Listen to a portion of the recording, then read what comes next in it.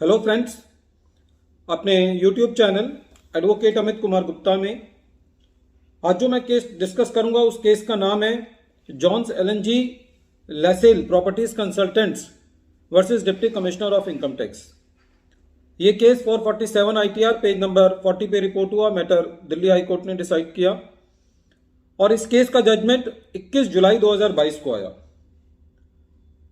Friends, इस case के अंदर एसएससी ने एक सेक्शन 197 की लोअर डिडक्शन की एप्लीकेशन फाइल करी।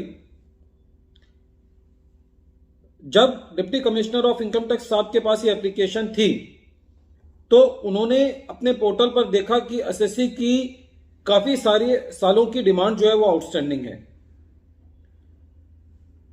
Deputy commissioner of income tax को यह भी पता था कि एसएससी ने बहुत सारी रेक्टिफिकेशन एप्लीकेशंस फाइल की हुई हैं और यदि वो सारी एप्लीकेशंस डिस्पोज ऑफ कर दी जाती हैं तो एसएससी की सारी डिमांड जो है वो निल हो जाएगी। मजे की बात यह है कि deputy commissioner of income tax ने इन सारी बातों को अपने 197 का जो लोअर डिडक्शन का सर्टिफिकेट एसएससी ने अप्लाई किया था, उसका जो ऑर्डर था, उसके अंदर भी ये बात लिखी कि एसएससी की रेक्टिफिकेशन एप्लीकेशंस पेंडिंग हैं और एक बार यदि वो रेक्टिफिकेशन एप्लीकेशंस यदि सेटल हो जाती हैं तो एसएससी की डिमांड निल हो जाएगी। उसके बावजूद भी सेक्शन 197 का लोअर डिडक्शन का ये सर्टिफिकेट ये कहकर के रिजेक्ट कर दिया कि एसएससी की डिमांड जो है वो पेंडिंग है। अब बताएं कि एसएससी के पास ऐसी परिस्थिति के अंदर क्या रेमेडी रह जाता है। एसएससी जो है वो कोर्ट के पास गया, कोर्ट ने सारे मैटर का संज्ञान लिया और ये पाया कि डीसीआईटी ने खुद अपने ऑर्डर में ये लिखा है कि डिपार्टमेंट जो है वो सेक्शन 154 की एसएससी की एप्लीकेशंस जो हैं वो सेटल नहीं कर रहा है, जिसकी वजह से डिमांड जो है वो पेंडिंग खड़ी हुई है। फ्रेंड्स, ऐसी परिस्थिति के अंदर भी एसएससी को किस तरीके से अपना कीमती समय और रिसोर्सेज जो हैं वो एक लिटिगेशन में जाहिर करने पड़ते हैं कि एसएससी की कोई गलती ना हो, कोई भी गलती नहीं है, और फिर भी जो है वो एसएससी को खाली, क्योंकि हमारा जो एडमिनिस्ट्रेटिव लॉ है, जो हमारी फिस्कल लॉज के अंदर जो हमारी टैक्स अथॉरिटीज हैं, they move very slow, they do not even react section 154 applications. हम देखते हैं कि 154 एप्लीकेशन यदि हम सीपीसी में लगाते हैं तो सीपीसी वाले तो खैर बिना देखे उसको रिजेक्ट कर देते हैं, कम से कम वो रिजेक्ट तो करते हैं। एसएससी अपना नेक्स्ट रिकॉर्ड्स ऑफ एक्शन तो ले सकता है, लेकिन जहां पे एओ के पास सेक्शन 154 की एप्लीकेशन लगती है वहां पे तो यदि उनके फेवर की कोई बात होती है तो उसको वो कर देते हैं, और यदि उनके फेवर की बात नहीं है तो 154 की एप्लीकेशन चाहे आपकी 2 साल हो जाए या 4 साल हो जाए, वो रेक्टिफिकेशन डिस्पोज ऑफ नहीं होगी और आपकी डिमांड वैसी ही खड़ी रहेगी।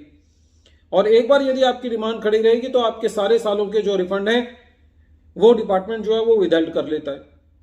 तो एसएससी के लिए एक बड़ी ये दुर्भाग्यपूर्ण बात है कि एसएससी को इन छोटे छोटे मैटर के लिए भी रिट कोर्ट का सहारा लेना पड़ता है।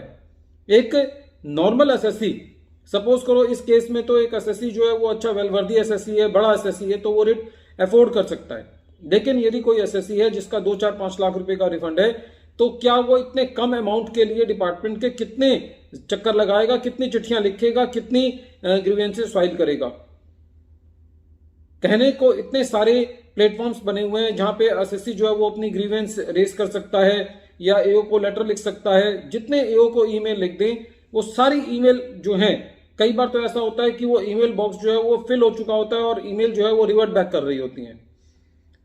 तो ये एक बड़ा दुर्भाग्यपूर्ण परिस्थिति है हमारे फिस्कल लॉज की कि एसएससी की एप्लीकेशंस को डिस्पोज ऑफ नहीं किया जाता, उनके ऊपर कोई टाइम लिमिट नहीं लगती कि उनको वो टाइम बारिंग है या नहीं, या उनको इस मैटर को एक्सपीडाइट करना है। वो सारी डायरेक्टरी हैं, वो कोई भी मैंडेटरी नहीं है।